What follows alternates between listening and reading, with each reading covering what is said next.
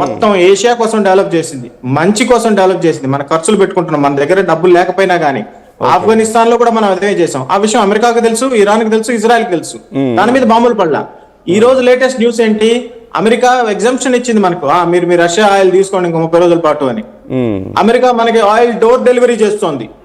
Israel 2 రోజుల ముందు మన ప్రధానమంత్రిని పిలిచి, సార్ ఇది సార్ నా వార్ ప్లాన్, దీంట్లో ఏమైనా మార్పులు చేర్పులు చేయాలా చెప్పండి సార్, మీ ప్రజలు ఏమైనా ఇరుక్కో ఉన్నారా, మీ స్టూడెంట్స్ ఏమైనా ఇరుక్కో ఉన్నారా, మీ నేవల్ అసెట్స్ ఏమైనా ఉన్నాయా, మీ అది సార్ దేశం అంటే.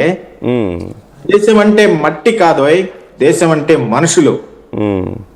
ఖచ్చితంగా రైట్. ఒక్కసారి ఇరాన్లో ఉన్నటువంటి కండిషన్ గురించి మాట్లాడతా. అంటే నేను ఇంతకుముందు ఒక పదాన్ని ఉపయోగించాను, నేనంటూ పోయే టైం వస్తే నాతో పాటు 10 మందిని తీసుకెళ్తానన్న పంథాలో ఇప్పుడు ఇరాన్ ఉంది అనే మాట నేను ఉపయోగించాను.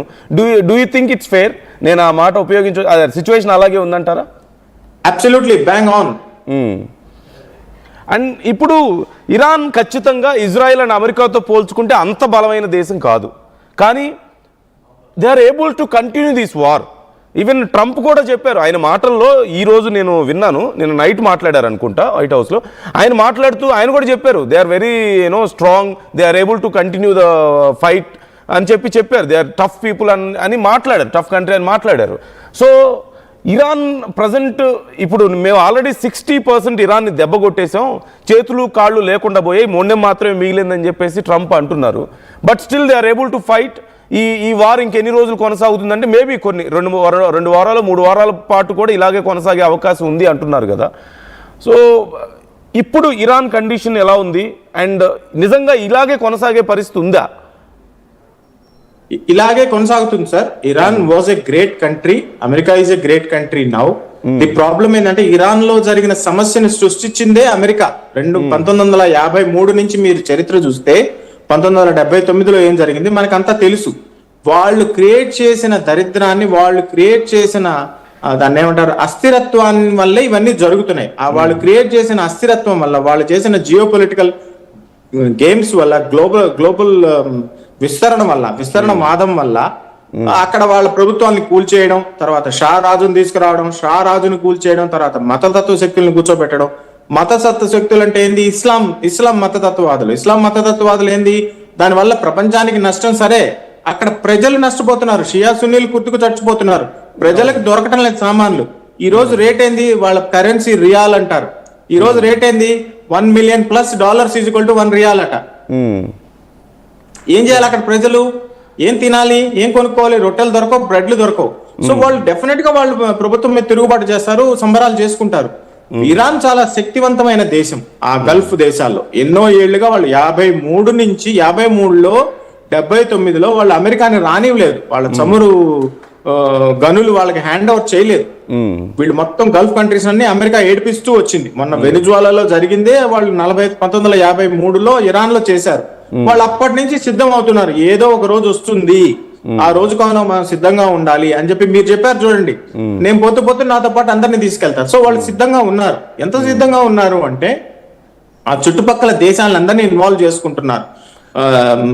లెబనాన్ కానీ, ఒమాన్ కానీ, ఖతార్ కానీ, సౌదీ అరేబియా కానీ, యుఏఈ కానీ. దుబాయ్ మీద అటాక్ చేయడం వల్ల వాళ్ళకి ఏం ప్రయోజనం?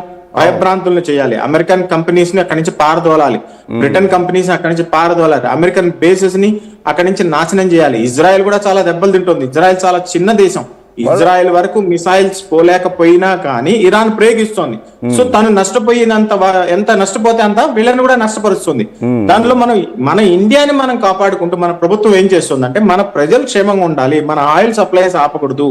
మీరు చెప్పినట్టు 74 రోజుల్ని 94 రోజులు చేయాలనే ప్రయత్నంలో మనం ఉంటే, మన ప్రజల్ని, మన ప్రభుత్వాన్ని అర్థం చేసుకోకుండా, సపోర్ట్ చేయకుండా ఉంటే మనం ప్రశాంతంగా ఉండలేం కదా. ఈ రోజు ఇరాన్ లో అండర్ గ్రౌండ్స్ లో ఉంటున్నారు.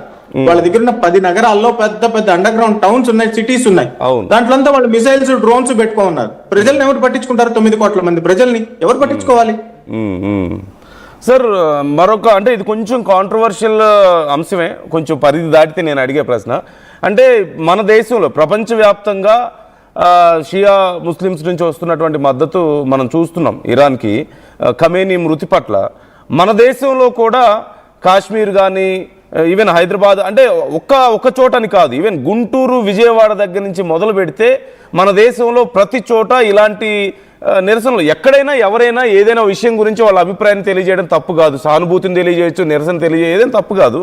కాకపోతే ఇరాన్ నుంచి కొంతమంది కొన్ని వీడియోస్ మనం చూస్తున్నాం సోషల్ మీడియాలో, మేము ఇక్కడ పండగ చేసుకుంటుంటే మీరెందుకు బాబు ఏడుస్తున్నారని చెప్పేసి వాళ్ళు మాట్లాడుతున్నారు. How do you see this situation? మూర్ఖులు సార్, ఏమన్నా చెప్పండి.